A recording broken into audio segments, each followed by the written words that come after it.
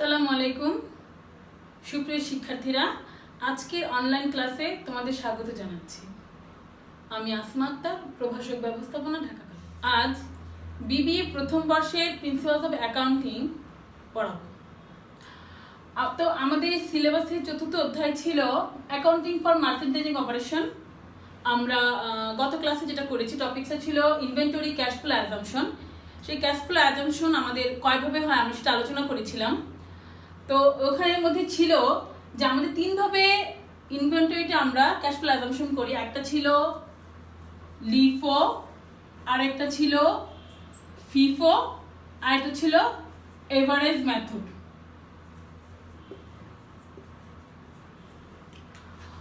গত ক্লাসে আমরা লিফো করেছি, আজ আমরা ফিফো করব। তো চলো আজকে আমরা আমাদের পড়া শুরু করি। ইনভেন্টরি ক্যাশ ফ্লো অ্যাজাম্পশনে ফিফো একটা মেথড। ফিফো আমাদের স্ট্যান্ড করে কেন সেটা একটু দেখি। ফার্স্ট ইন ফার্স্ট আউট, অর্থাৎ প্রথমে আসবে এবং প্রথমে চলে যাবে। খেয়াল করো, FIFO stand for first in first out. প্রথমে আসবে আমরা যে ইনভেন্টরিটা মজুদ রাখি বা আমরা ইনভেন্টরি হিসাব করি, যে ক্যাশ ফ্লোটা করি, সেখানে প্রথম আসবে এবং প্রথমেই চলে যাবে। ধরো প্রথমে আমরা কিনে আনলাম যখন, বা আমাদের স্টক আসবে, তখন আমরা ফার্স্ট আসবে, রেকর্ড করব এবং ফার্স্ট আউট সেটা চলে যাবে। এখানে একটা কথা বলি, আমরা একটা ইন্টারন্যাশনাল একটা টার্ম আছে, একটা টার্ম আছে IFRS। এটা হচ্ছে ইন্টারন্যাশনাল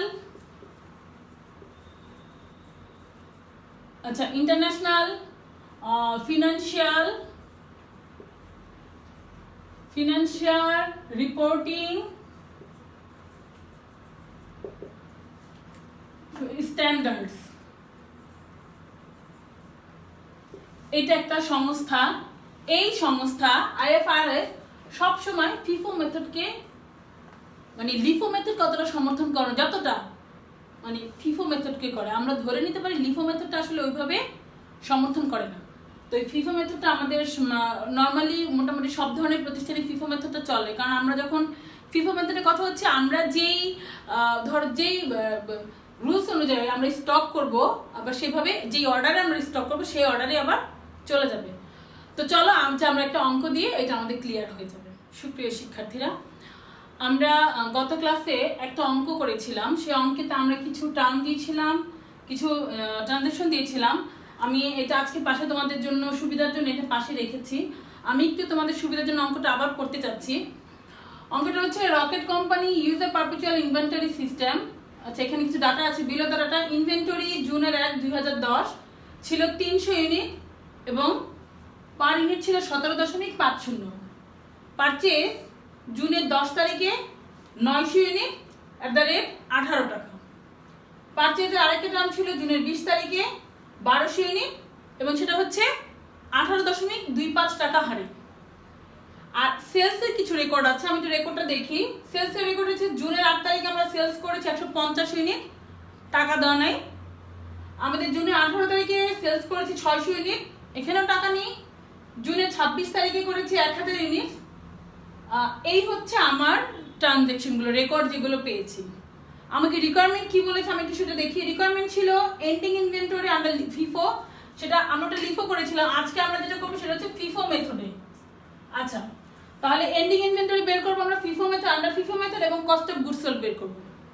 তো চলো এটা করার জন্য আমাদের যে ছকটা করতে হয়, আমরা সেই ছকটাকে পাশাপাশি আমাদের অঙ্কটা আমরা একটু সুবিধাজনক অবস্থানে রাখি। প্রিয় শিক্ষার্থীরা, আমরা অঙ্কটা পাশে রেখেছি। আমরা এখন এই অঙ্কটা দেখে আমরা ফিফো মেথডে অঙ্ক করব। ফিফো মেথডের মূল কথা হচ্ছে, আমি আগেই বলেছি, ফার্স্ট ইন ফার্স্ট আউট। তার মানে প্রথমে আসবে এবং প্রথমেই চলে যাবে। দেখো, আমরা প্রথমে একটা ট্রানজ্যাকশন নিয়ে আমরা অঙ্কটা করি, তাহলে তোমাদের কাছে ব্যাপারটা ক্লিয়ার হয়ে যাবে। আরেকটা ব্যাপার, আমি কিন্তু বারবার বলেছি যে আমরা যখন ইনভেন্টরি ক্যাশ ফ্লো অ্যাজাম্পশন করব, আমরা অবশ্যই তারিখের দিকেই মনোযোগ দিব। আচ্ছা দেখো, আমাদের এখানে কি আছে আমরা একটু দেখি। এখানে আছে দেখো, ইনভেন্টরি জুনের 2010 জুনের 1 তারিখে 300 ইউনিট ছিল, পার ইউনিট 17.50। আমরা তার মানে এটা হচ্ছে আমাদের ব্যালেন্সে ছিল। আমরা প্রথমে 2010 জুন আমরা 1 তারিখটা দিয়ে নেব। জুনের 1 তারিখে আমরা ব্যালেন্স যেটা হাতে ছিল, হাতে মজুদ ছিল কত আমাদের 300 ইউনিট আমরা জাস্ট ব্যালেন্সের ঘরে লিখে ফেলবো 300 ইউনিট। আর রেট হচ্ছে কত? 17.50। আমরা ক্যালকুলেটর দিয়ে এটা হিসাব করে নিব যে আমাদের কত পড়ছে। আচ্ছা, এখানে কত পড়ছে আমাদের? হচ্ছে 300 ইউনিট গুণন 17.5, তাতে আমাদের 5250। আমরা এটা লিখে ফেলবো 5250 টাকা। আচ্ছা, তাহলে আমাদের এই দিনের ইনভেন্টরিটা শেষ, এই দিনের আমাদের ট্রানজেকশনগুলো শেষ। তারপর দেখতে হবে 1 তারিখের পরে আমাদের কয় তারিখে আমাদের ট্রানজেকশন আছে। রেকর্ডে দেখছি আমরা এরপরে আমাদের সেলস জুনের 8 তারিখে। আমি এটাকে সেগমেন্ট করে দিয়েছি, পারচেজগুলো একদিকে, সেলসগুলো একদিকে। পরীক্ষার হলে তোমাদের এভাবে সেগমেন্ট করে নাও থাকতে পারে, তোমাদের এভাবে একসাথেও দিতে পারে অথবা আলাদা করেও দিতে পারে। যেভাবেই দেখ আমরা ডেট অনুযায়ী সেটা লিখবো। তো আমরা দেখতে পাচ্ছি এটা সেলস আছে জুনের 8 তারিখে 150 ইউনিট। তো আমরা এটা জুনের 8 তারিখ দিয়ে আমরা লিখে ফেলি জুন। আর আমার পারচেজের ঘর হবে না, আমার সেলসের ঘরে জুনে 150 ইউনিট, তাহলে 150 ইউনিট আমি লিখে ফেলি। যেহেতু আমার সেলসের টাকা নেই, আমার কষ্ট গুডস বের করবো, তার মানে আমি যেই টাকায় কিনেছি আমি সেই টাকা দিয়ে এটাকে গুণ করে দিব 17.50। তাতে কত পড়ছে আমার? আচ্ছা, আমি 150 ইউনিট বিক্রি করেছি গুণন 17.5, তাতে আসতেছে আমার 2625 টাকা। আমি এখানে লিখে ফেলি 2625। এখন দেখো যেটা ব্যালেন্সের ঘরে কত আসবে। এই 300 ইউনিট আমার স্টকে ছিল, সেখান থেকে আমার 150 ইউনিট আমি সেল করে দিয়েছি। তাহলে আমার থাকবে কত ইউনিট? আর 150 ইউনিট থাকবে, এবং প্রত্যেক ইউনিট সেই 17.5। আর এটাও আমার হবে 2625 টাকা। আমার জুনের 8 তারিখের ট্রানজেকশন শেষ, আমি সেটাকে ক্লোজ করে দিব। আমি এটা হাতে করছি, কিন্তু তোমরা অবশ্যই এগুলো স্কেল দিয়ে টানবে। আচ্ছা, তারপরে যেটা দেখি আমরা ট্রানজেকশন দেখতে পাচ্ছি জুনের 10 তারিখে একটা আছে। জুনের 10 তারিখে কি আছে? 900 ইউনিট আমি পারচেজ করেছি 18 টাকা করে। তাহলে আমি চলে যাই জুনের 10 পারচেজের ঘরে আমি লিখবো কত ইউনিট কিনেছি। জুনের 10 তারিখে আমি 900 ইউনিট কিনেছি, আর রেট হচ্ছে আমার 18 টাকা। তাহলে 900 গুণন 18 কত হয়? 16,200। এখন দেখো এই যে 900 ইউনিট আমি ব্যালেন্সের সাথে কিন্তু আমার যোগ হবে। আমার আগের ব্যালেন্স ছিল কত? 150, তার রেট ছিল 17.50, যার টাকা ছিল 2625। আর আজকে আর নতুন করে অ্যাড হচ্ছে আমার 900 ইউনিট, তার মূল্য হচ্ছে 18 টাকা করে, এবং তার টাকা হচ্ছে 16,200। আমার আজকের রেকর্ডও শেষ, আমি এটাকে ক্লোজ করে দিব। ক্লোজ মানে আমি আজকের দিনের জন্য ট্রানজেকশনটা অফ। তারপরে যেটা আছে আমার জুনের 10 তারিখের পরে আমার জুন 18 তারিখে একটা ট্রানজেকশন আছে। সেই রেকর্ডে আমরা কি দেখতে পাচ্ছি? জুনের 18 তারিখে সেলস করেছে 600 ইউনিট। তো আমরা সেটা লিখে ফেলি জুন 18। ওকে, আমি সেলস পারচেজের ঘরে হবে না, সেলসের ঘরে আমরা কত ইউনিট সেল করেছি? 600 টাকা করে।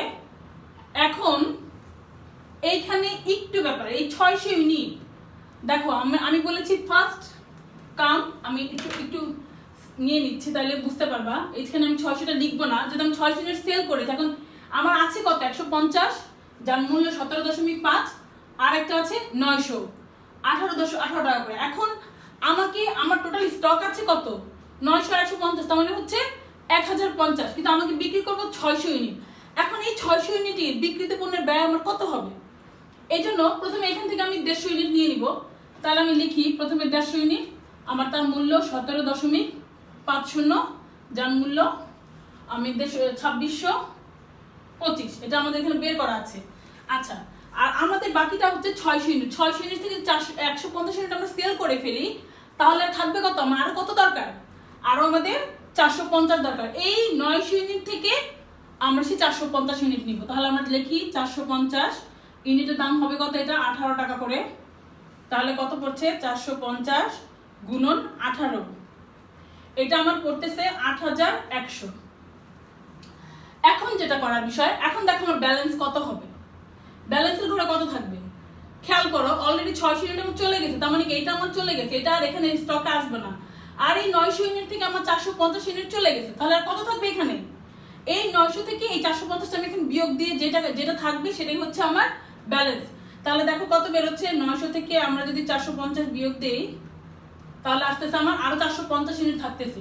সেই 450 ইউনিট আমার কত টাকা মূল্যে? 18 টাকা মূল্যে থাকছে।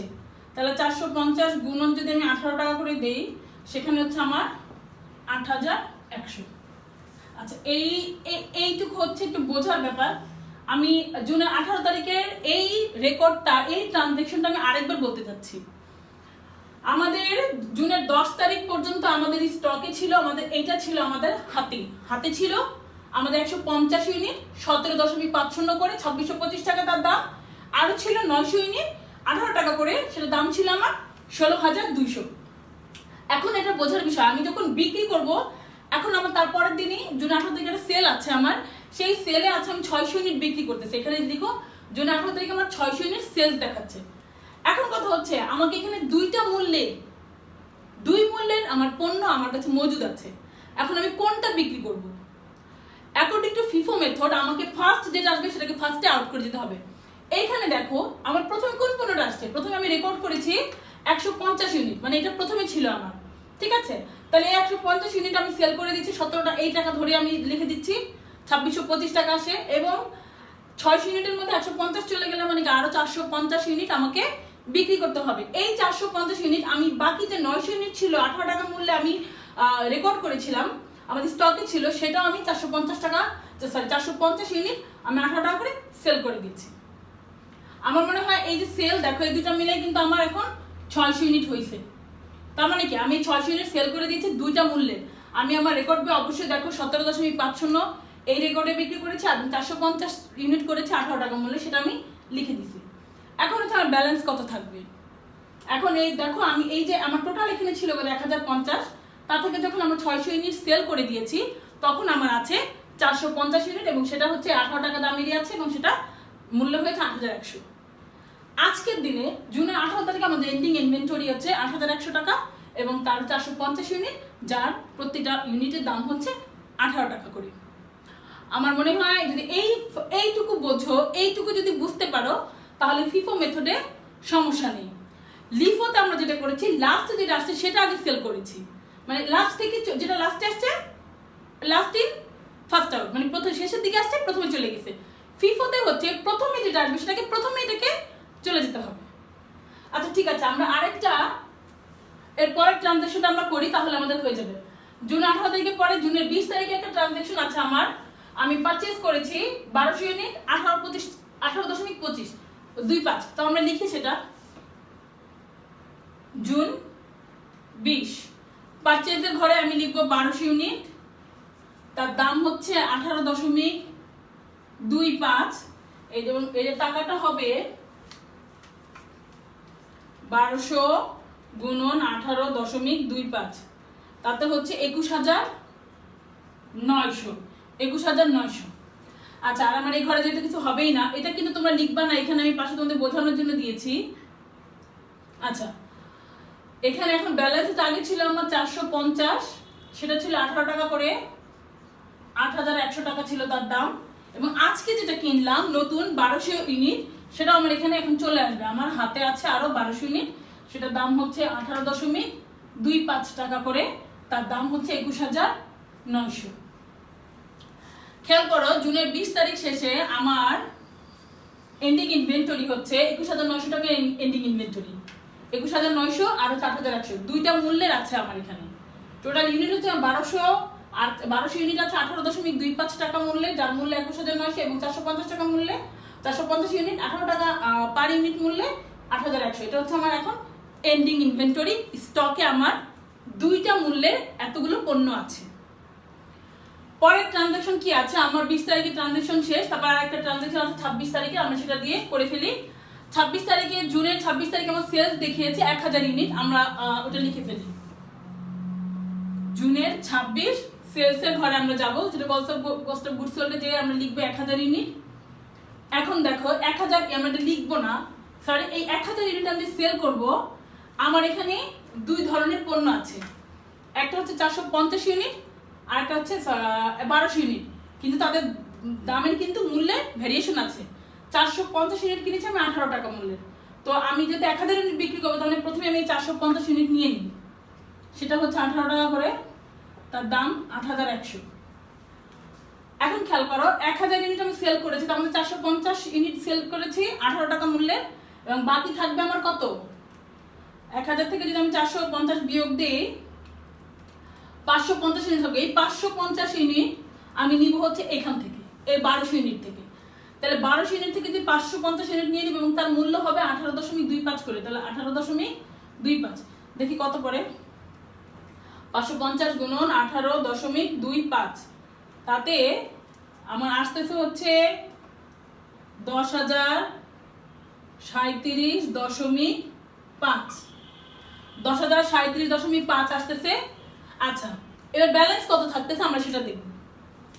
ব্যালেন্স হচ্ছে প্রথমে এটা আমরা নিয়ে নিয়েছি, তার মানে এখানে থাকছে না। আর এই 1200 থেকে আমরা নিয়েছি কত, 550, তার মানে আর কত ইউনিট থাকবে, 1200 থেকে আমরা 550 নিয়ে নিয়েছি, তাহলে থাকবে আর 650 ইউনিট। আর এই 650 ইউনিটের দাম হচ্ছে কত টাকা করে, 18.25 টাকা করে। তাহলে কত পড়ছে, গুণন 18.25, তাতে 11,862.5। দেখো আমার অঙ্ক আমার সব শেষ। এই আমার যতগুলো ট্রানজেকশন ছিল, রেকর্ড ছিল, আমি সেগুলো আমার ছকে তুলে ফেলেছি। এখন দেখো আমার এখানে কি চাওয়া ছিল, আমার রিকোয়ারমেন্ট ছিল এন্ডিং ইনভেন্টরি আন্ডার ফিফো। তাহলে এন্ডিং ইনভেন্টরি হচ্ছে এইটা, এন্ডিং ইনভেন্টরি হচ্ছে 650 ইউনিট, যার মূল্য 11,862.5। এখানে এটা এন্ডিং ইনভেন্টরি। আর হচ্ছে কস্ট অফ গুডস সোল্ড। এখন আমরা এই কস্ট অফ গুডস সোল্ড, এই যে টাকার রেট আছে, আমরা এটা যোগ করে দিব, তাহলে আমাদের কস্ট অফ গুডস সোল্ডটা বের হয়ে যাবে। এইটা এইটা এইটা এইটা এই ঘর, এটা বের করলে আমাদের বের হয়ে যাবে। দেখি কত বের হচ্ছে, 26.25 যোগ, আমরা সবগুলো যোগ করব, 8,100 যোগ 10,037.5, তাতে আসতেছে 31,487.5। আমার টোটাল টাকা আসতেছে 31,487.5। এটা হচ্ছে আমার কস্ট অফ গুডস। আমি যে বিক্রিত পণ্য ব্যয় করেছি সেটা হচ্ছে আমার এই টাকাটা। এখন এটা হচ্ছে আমাদের এন্ডিং ইনভেন্টরি, আমি এটা লিখে দিচ্ছি একটু। এটা হচ্ছে এন্ডিং ইনভেন্টরি, আর এটা হচ্ছে আমাদের কস্ট অফ গুডস সোল্ড।